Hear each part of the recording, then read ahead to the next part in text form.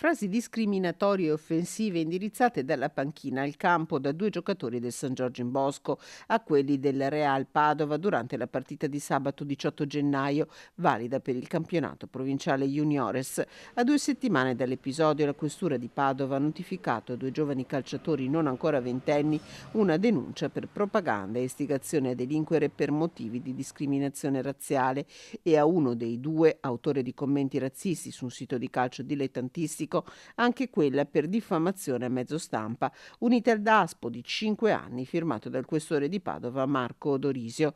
Sono stati convocati e presi a verbale qui in questura i vari protagonisti, attori, quindi sia dai calciatori, responsabili delle società di calcio, e quindi è stata cristallizzata questa situazione dove a più riprese durante la partita per appunto due giovani calciatori del San Giorgio in Bosco hanno rivolto frasi a sfondo proprio di discriminazione razziale nei confronti, in ragione del colore della pelle, nei confronti di tre